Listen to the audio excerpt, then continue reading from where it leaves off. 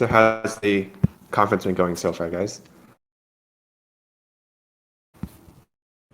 It's been going good. I think it was busy yesterday, especially. And then this morning, I had lots of tech issues. So that's like the biggest challenge. It happens, yeah.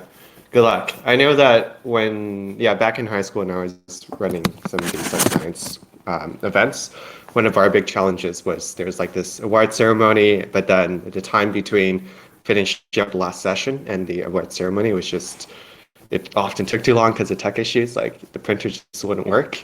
So yeah, I totally feel you. Good luck. Yeah, thank you. Alrighty. Cool. And Abdullah, when does this session run until? Well, the first session runs from now till 2:10, and then the second one runs from 2:10 to 2:40. Got it. Okay. 10 to 2:40. Oh, okay. I guess people are just filtering in. Let me know when I should start. Then I'll just get right to it. Yeah, sure.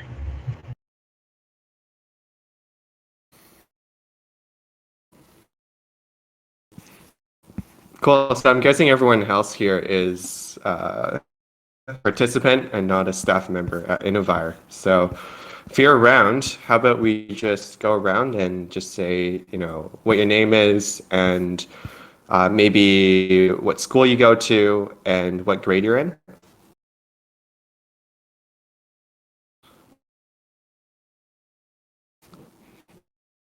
All right, I guess people aren't here yet.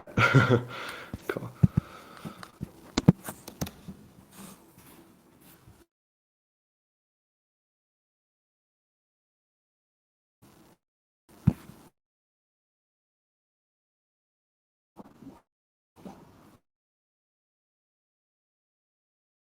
Got it. Okay, sounds good. Nice to meet you.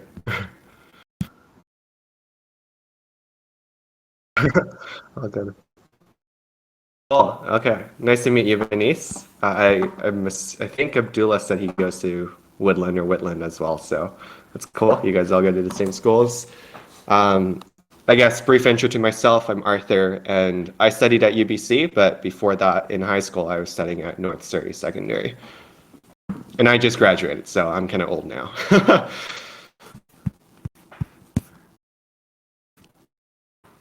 mean, it's not that long. Oh. Yeah, it's not that long. I still remember like my high school, so it's only been about 5 years. Yeah, we're not that far away.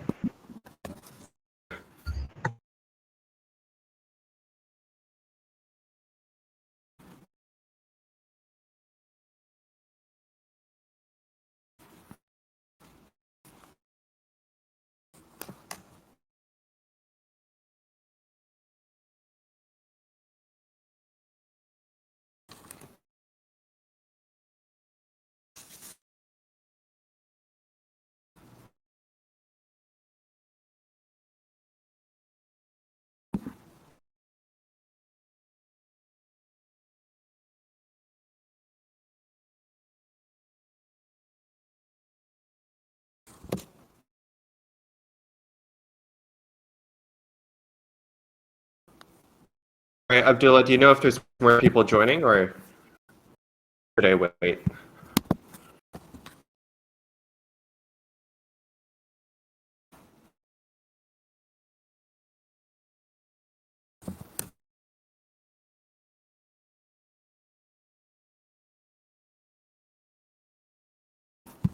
Sorry, my mic was off. I was saying that No worries. most people were here. I think most people are here.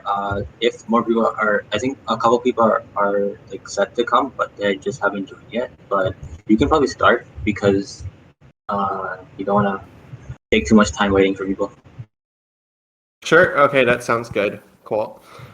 All right, so I'll just do a quick intro first. So I'll just, Venice and I, we can introduce ourselves already, but I'm Arthur, and I'm a recent graduate from UBC here on the West Coast. I'm based in Vancouver in British Columbia, and from what I know, it seems like a lot of you might be based in the East, in Ontario. I graduated from high school about 5 or so years ago, and high school was a really important time for me in terms of figuring out, my career path and what kind of impact I wanted to make on the world. So the time you guys are in certainly is a really important time in terms of exploring some of the things that you like and what you don't like. So I'll give a quick presentation today, but before I do that, is there anyone here who wants to briefly introduce themselves, just talk about, what grade they're in or what school they go to? Or if not, I know people can be shy, especially in high school. All right, looks like everyone's on mute, so I'll just go ahead and I'm gonna share my screen and we'll just get right to it. Cool. I'll start this with about like a 10-minute presentation, and then I have a short activity that we can do, Abdullah. So just letting you know. That sounds great. That sounds great. All right, so I'm going to share my screen.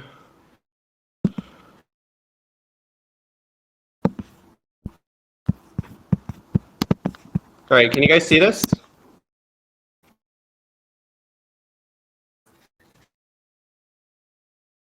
Okay, sounds good. All right, I'll just get right to it then. So today's workshop, it's about smart farms and smart cities, and the focus of it is on how we can use technology on these complex systems of food production and these cities that we live in to help make an impact on the environment. And I know, of course, you guys signed up for this knowing that it was about environmental STEM, so really it's about how something called the Internet of Things can help to solve a lot of the problems that we face in climate change. So starting off, we're all Gen Z here. I'm on the older side, but we're still Gen Z, and we like our memes. So here you can see, of course, climate change is a big issue, and you know that yourselves. 5 years ago, when I was in high school, climate change was actually something that everyone knew about, but you didn't really feel the effects of it yet. But fast forward 5 years to now, when you guys are in high school, it's all everywhere in the news, and you might even have felt it yourself, right? You've got climate change that has been destroying crops around the world, making it harder to grow food, and that has caused food to become more expensive, okay? Maybe not totally a reality for you yet, but certainly a reality for your parents. And we've got things like droughts occurring where, typically a water shortage means that people have less water to drink, and there's less water to farm with. But now these droughts are so bad that they're even causing factories which depend on these droughts to run out of water. And this is causing huge issues where the electronics that you use every day, especially your mobile phones, are having a big shortage of the chips that are used to produce them. So climate change is becoming a really big issue. And the question that a lot of people are asking nowadays, I'm sure you're asking it to yourself, and it's the question that I ask myself as well, is how can we use technology and STEM to solve a lot of these challenges around climate change? And so I'll talk a little bit about this from my perspective, which was how I got started back in high school when I was just your age.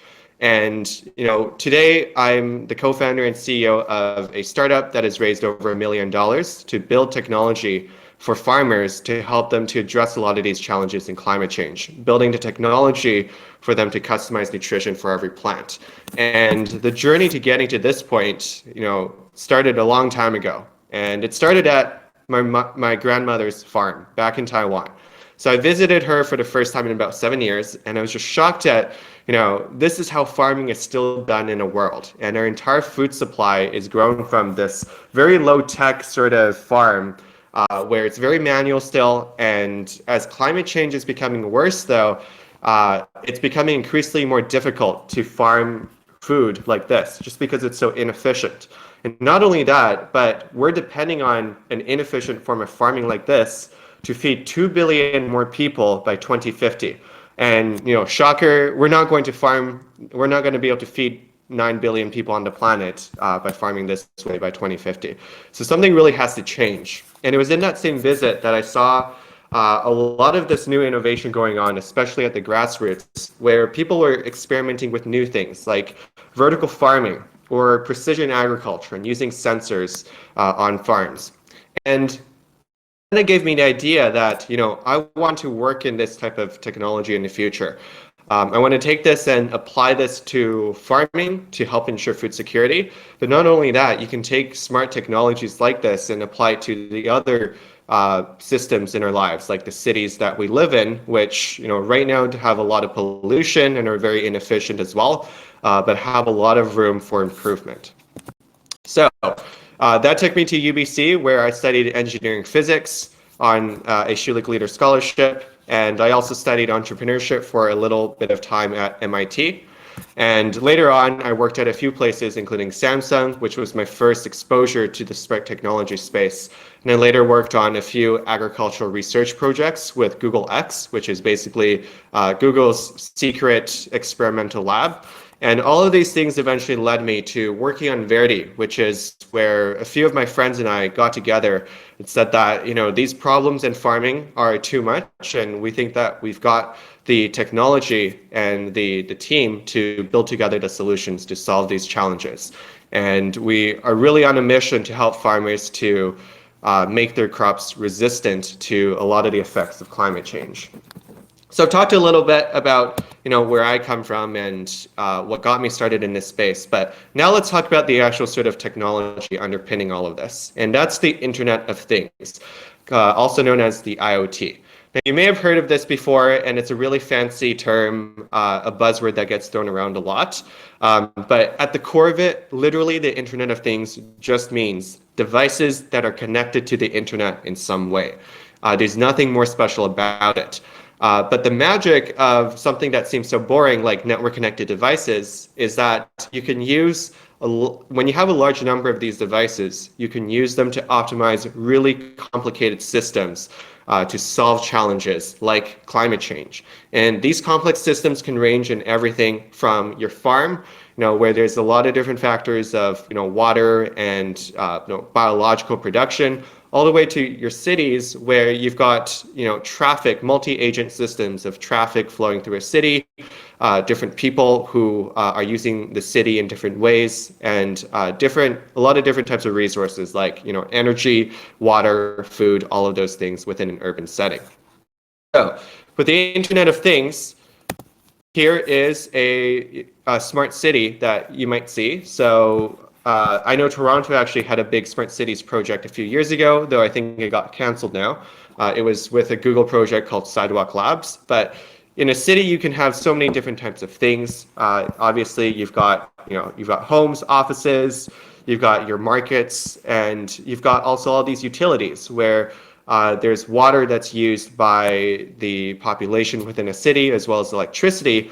And all of those things need to be tightly regulated so that something like climate change does not come in and disrupt those supplies of important resources for people. And of course, your electrical utilities themselves can generate emissions, but perhaps the greatest generator of emissions within a city is traffic, where obviously there's a lot of cars in a city. You're probably no stranger to that if you've been to Toronto. And the idea of using technology to try and regulate the flows of traffic and other types of things through a city means that you can help to reduce pollution and optimize the amount of usage of the way that we use our urban spaces. Now, in a similar way, when you go to a farm, there's a lot of different resources used as well. You've got water, you've got fertilizer, and all these different machines like the gas guzzling tractors, etc.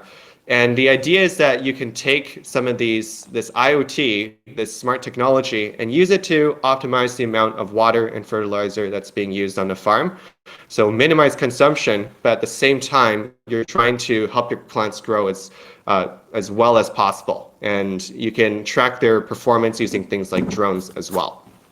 So let's talk a little bit about some cases of this.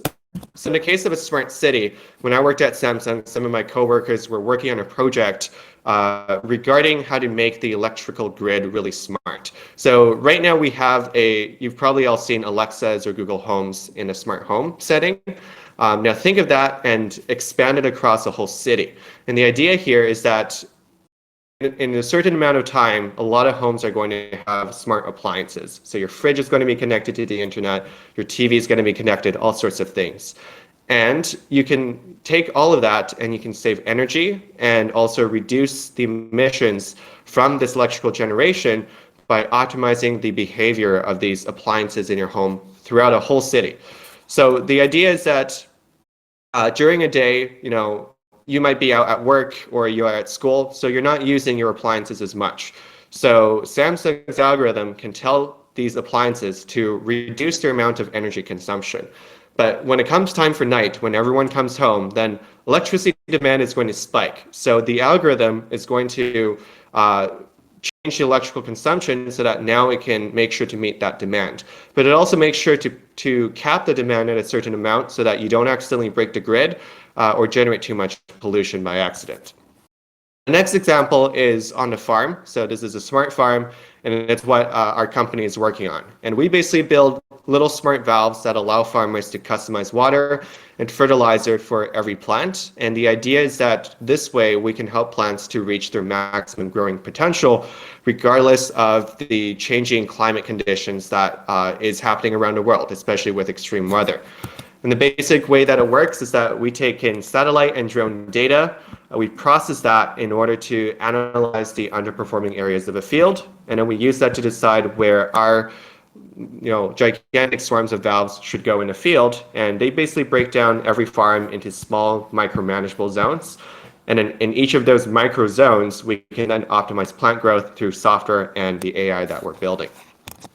So if I talk a little bit about how the Internet of Things works and summarize it, the first aspect is that we need a lot of data.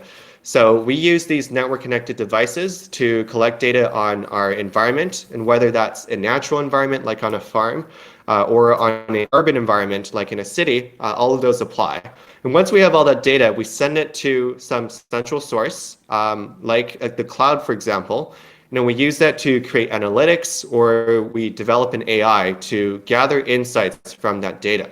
And once we have those insights, we can either use that to recommend actions to a human. So say the firefighter is going to the scene of an accident, or we can make other types of devices to take action. So in Verdi's case, that's the smart valves that we have in the field. So if I illustrate that with an actual diagram, so in this top left corner, you can have, for example, a sensor that's collecting data on soil moisture. So this here's an industrial grade soil moisture sensor, and it's collecting data that gets sent to the central network gateway that we've set up on the farm. And from there, that data gets forwarded to our server, which lives on the cloud. And there's a mobile app there that users can use to control the system. But we're also developing machine learning algorithms that can basically ingest that data and spit out some interesting things for the user to use. And so once it comes to this web application, now we can send commands back down to these devices, for example, to tell the valve to open at a certain time to deliver water and fertilizer. So that gets sent down to the gateway, which gets forwarded to the smart valve out in the field. So now that gives you an idea of how the IoT works. And I think I really want to end off with, how can you actually get started yourselves? And probably the easiest way is to start with one of the kits that are available online. So I'm sure some of you already might be aware of some of these kits already, but these are really beginner friendly, and you should definitely try them out, even if IoT is not exactly what you're interested in, because this is a great way for you to get started in programming and electronics in general. But basically, there's a lot of these Wi-Fi development kits out there, and these are basically little boards, electronic boards, where once you plug them into power, they can help you to connect it to a sensor and then relay that data over your internet at home to your computer. So it's really cool, actually. So I'll challenge you guys to try and collect data from a single sensor, doesn't matter what kind it is, and then send it over the internet to an app that you could develop yourself as well. The easiest one to start with is something called the Node MCU. And it's really easy because there's a lot of tutorials on it, and it's really a pleasure to program in.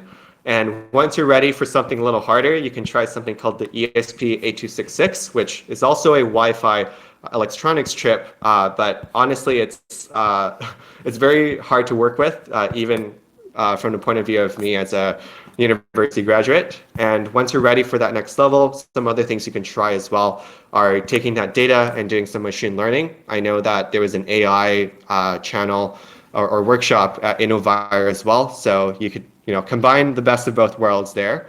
And you can try some different types of radio protocols as well, like LoRa, Zigbee, and Bluetooth, which have a lot of different characteristics different from Wi-Fi. And these different characteristics are good for different settings. Like LoRa, for example, is really good for agriculture and urban settings. All right, so went over time a little bit, but there's still some time, I believe. So if you've got questions, let me know right now. Otherwise, we can jump straight to an activity. I'll wait like 1 minute for any questions.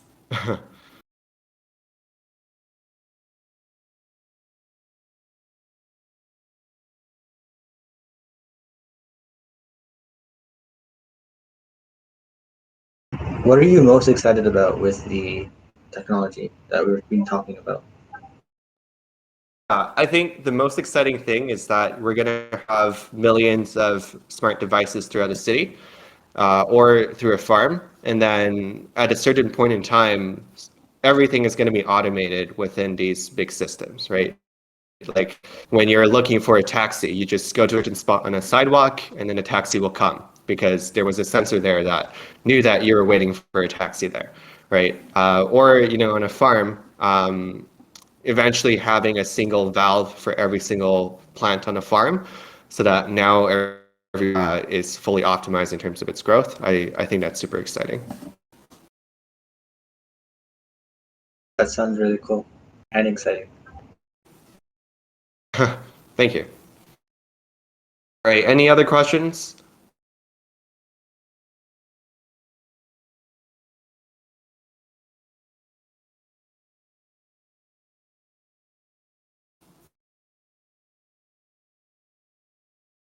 Well, okay, well, I think there's no questions right now, so I'm just gonna bring up the activity. And everyone can go on it. Okay, so I'm trying to find the chat. Space travel. It's right above the voice channel. Yeah. Thank you. Okay, so I just posted a document in the chat, so you can click on it. You can go on, and I'll keep sharing my screen so that you can see what's up.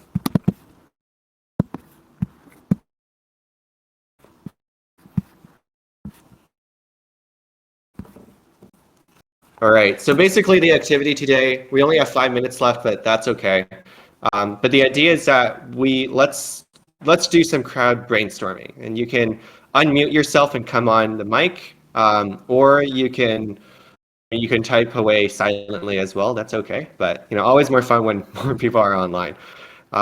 So the idea here is to do a crowd brainstorming session around the idea of putting smart technologies on a smart farm and a smart city, and how can we use that to solve problems related to climate change, right? So a couple of the instructions here. So we'll have about 5 minutes for brainstorming on as a crowd. And the idea is that we can catalyze off of each other's ideas. So when somebody writes an idea, someone else can take that idea and keep building on top of it. Don't edit other people's ideas, especially don't delete other people's ideas. Whether or not you think it's good or a bad idea, just keep it in and just add to those ideas or suggest alternatives. Have an open mind. No idea is really too crazy, and we don't need to fill out every box here. But if you scroll down, you'll basically see that there's several tables, and each of them has a different prompt about a different way to collect data on the farm. And then below it are basically applications. So what are some ways that you could use that prompt and do some really interesting things with it? So if we start as a group here with the first prompt, what if every intersection in a city has a traffic camera? So basically, I would say most cities already have a traffic camera at every intersection. And what if we took the data from that traffic camera and then send it to the cloud? So it's almost like a surveillance city now, but let's assume for now that it's only used for good purposes. So one of the things that you could do is you could analyze traffic pattern, and then you can schedule the traffic lights so that there's minimal congestion in a city. And if there's minimal congestion in a city, then you can reduce pollution as well. Okay, so how about we might actually only have time for a group example. So how about let's go to the next one here, which is another application. We could send commands to self-driving cars to, okay, anyone want to complete that? Turn off at a signal. Traffic light. Okay, all right, you go ahead and write that.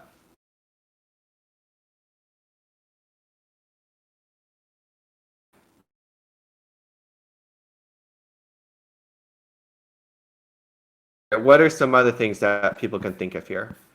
If this is not the one that you know anything about, feel free to go to the other sections and then try filling it out.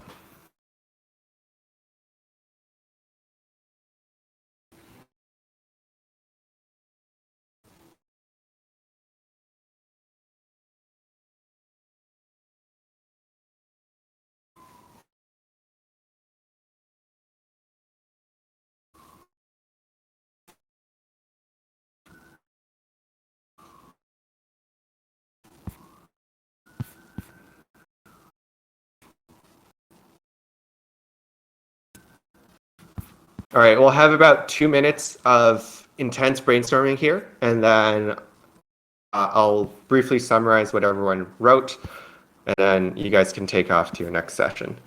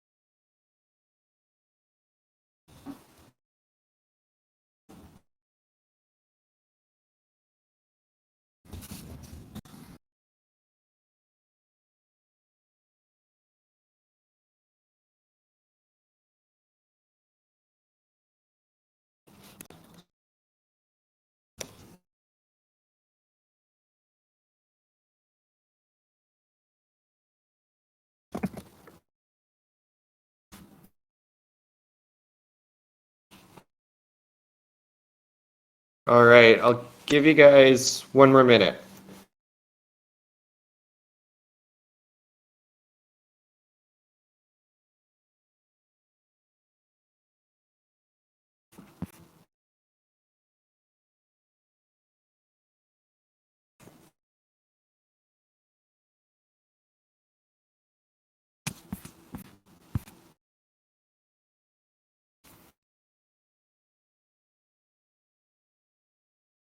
Okay, all right. So I'm gonna end it here because we are running out of time. I see Anonymous Wolf is still writing. That's fine. You can finish your sentence. So I'll briefly summarize what everyone wrote. So in the first one, what if every intersection had a traffic camera, and you could send that data to the cloud? So we talked a little bit about minimizing congestion. We could also send commands to self-driving cars to shut themselves off at a traffic light. That's a great idea. If traffic accidents occur, we can send alerts to emergency services to bring them quickly to the scene.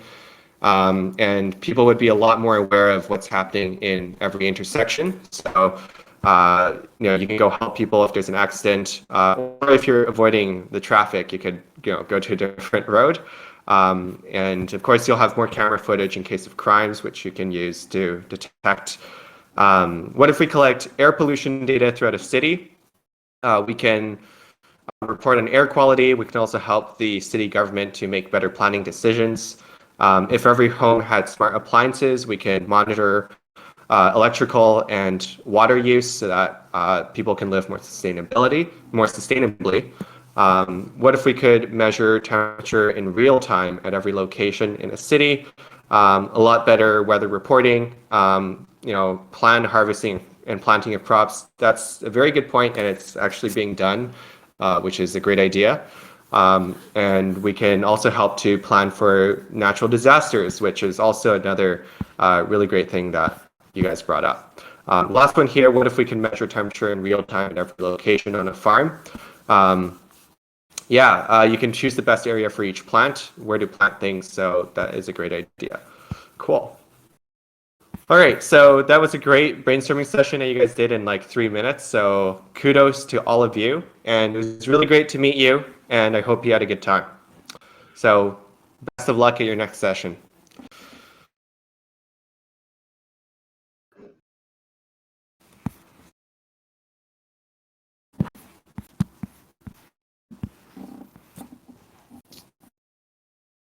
Cool, so let me just check who's on this. Everybody's still on here. Cool.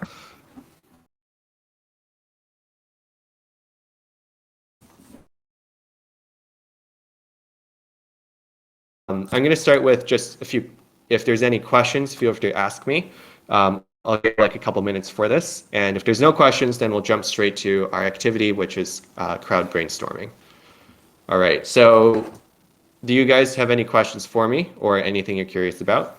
Yes, I have a question. So, based on what you know, how long do we have until climate change really starts to make a negative impact on our world? Yeah, that's a great question. I love that question. It's also a really scary question. So in terms of the impacts of climate change that you'll feel in your daily lives, which will suck, I would say that, right now, so if you're in a workforce and you work especially in technology, actually not just technology, but especially high tech right now. So right now we're already feeling the impacts of climate change, and it really started, I would say, in around 2020. So the big two impacts of climate change right now are impacts on the supply chain. And what I mean by that is if you're trying to develop hardware like a mobile phone, for example, or like a smart device like us, then you rely on a lot of electronics, which are produced by factories which depend on water. Now, because of water shortages around the world, that means there's a shortage of electronics being produced, meaning we're having a lot of difficulty with our supply chains right now. The other big thing was that because of extreme weather, there's other types of supply chains being knocked out. Plastic is something that we take for granted as being very common, but because of the windstorm in Texas last year, it knocked out basically all of the plastic factories in the US, or at least in Texas, and that meant that there was huge delays in getting a lot of products to market. In terms of effects that you guys will experience if you're not out working, I would say that within the next 10 years, you're going to see these problems happening. Maybe from if you have relatives living in a different country, maybe it's the types of natural disasters that they're experiencing, or maybe even the disasters that we experience ourselves, right? There's a lot more wildfires, a lot more extreme winters. I know in Toronto, you guys got, I think you guys had 30-degree weather, and then you guys got a snowstorm, like a snow day, like the next day or something. So that's an example of how climate change is starting to affect a lot of our daily lives. And just another question. If I want to, for example, work in physics, but in near future, we need a lot more people in medicine or agricultural or other techniques like other jobs that we need to protect our world? Is it, do you think I'm gonna have to think twice what I want to become? That's a good question, and it's what I ask myself as well. And I would say that there's two ways to look at this. One way is that, I mean, if your passion changes, that's totally fine. But on the other hand, it's like physics is a really good discipline to start from first principles with. And what I mean from that is it just gives you a really rigorous understanding of the way the world works and strong command of mathematics and engineering. And when it comes to things like let's say healthcare, for example, and agriculture, and there's a lot of things that are being used within these two fields where a lot of these innovations rely on underlying physics. Like in the agriculture stuff that I work on now, we use a lot of radiation-based sensing from satellite. And I use my physics knowledge to help me understand what wavelengths of that radiation we should be looking at, how we can manipulate, the mathematics so that we can get more interesting results from machine learning, for example. Physics is actually a really good way to learn some machine learning as well. It's even for healthcare. Like I worked at a nuclear physics lab, actually. I didn't mention it, but I used to work in physics research. And our physics research was actually used directly to make nuclear isotopes that were used to treat cancer. So it's very applicable to the healthcare setting. A lot of the stuff that we did was also important for radiation-based like scanning, so like CT scans and MRIs, which are all also just based on physics. So I would say that if you're interested in physics, definitely go for it, and you can always work in these other fields as well as an application. Thank you. Question. Any other questions? I do. Go ahead. Okay, so with the modern farming methods that you've come up with by collaborating with all the companies, what would you say is the best way to no matter what conditions a plant is in, what would you say is the best way to help with chlorophyll growth? Yeah, so when it comes to chlorophyll, this is actually a very nuanced question because it's actually something we deal with directly. So typically, if you're looking to make your plants as productive as possible, you basically want them to, one, have a lot of chlorophyll, and two, basically have a lot of leaves, right? Because that means there's more chloroplasts to do photosynthesis on. And the easiest way to do that is basically dump a lot of water onto your plant. Like basically give them so much resources that they're just like, okay, like I'm gonna just grow like crazy. The problem though, when you do that is that you can produce a lot more yield, but at the expense of that, you're going to have really bad quality fruit or vegetable because all those nutrients are going to be focused on growing the leaf. So there's not a lot of sugars or nutrients concentrated in the actual in the fruit or the vegetable. And that's the part that gets sold, right? So you actually, by producing more food, you won't have as much marketable yield, actually. And maybe that doesn't matter so much in certain developing economies where they need the food anyway. But certainly in places like North America, you're just not going to be able to sell that as easily.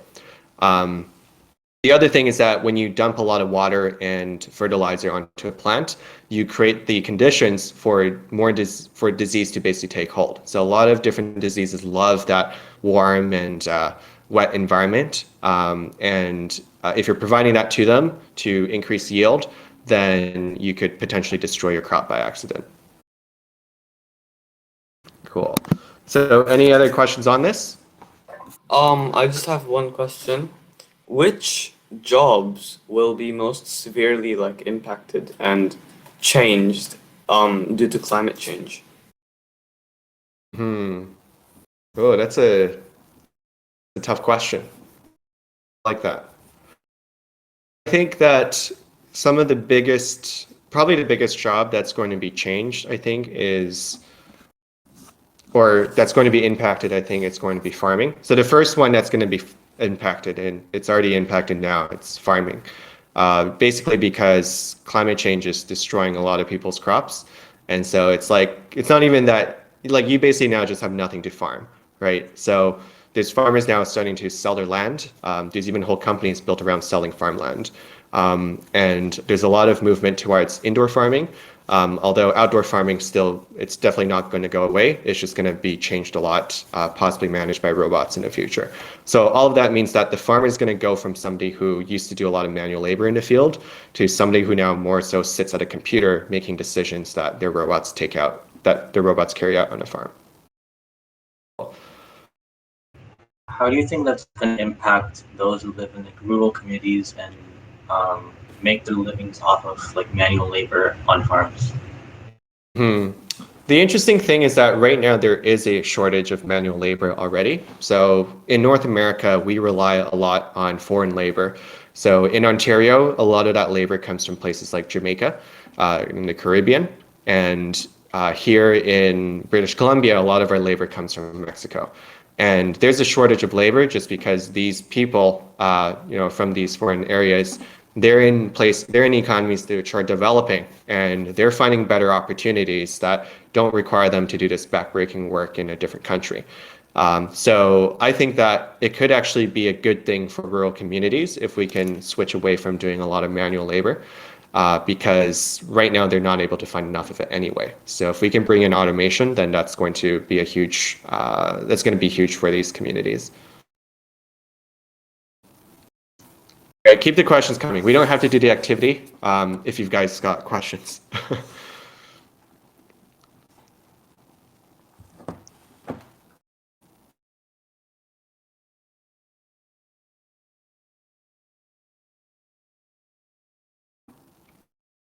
Well, and actually, I'm curious. So just as like a general, like a question from me to you guys, like I know that Kevin said he's interested in physics, but he's interested in these fields as well, of course. And how about the rest of you? What are some of the areas that you think you might be interested in learning more about in the future?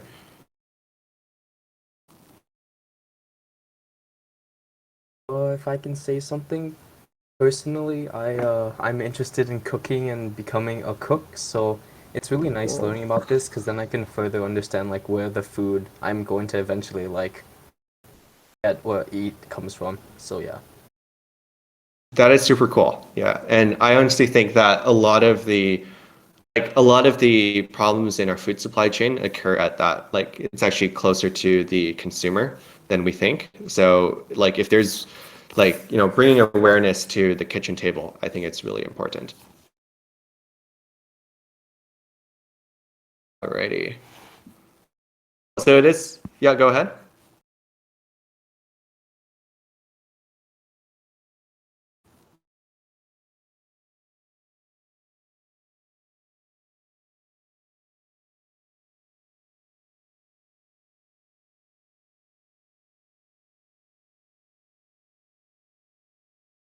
Awesome, I'm glad to hear that. And computer science is a really hot field right now, not even just in terms of sustainability, but in terms of like a job kind of industry to go into.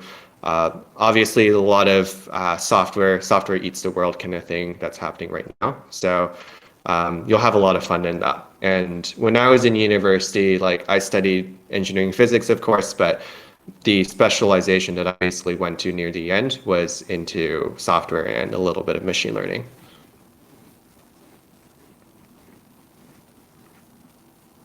Okay, so it is 11:41 now, so the workshop is officially over, but I'll be around here if you guys have any questions or if you want to chat about anything. Thank you for coming to our summit and giving an amazing workshop and giving us the time. For the attendees, if you guys could direct your attention back to the street. We have our youth panel discussion coming up.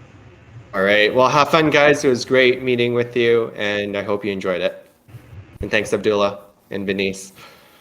Thank you. Thank you. Have a good day.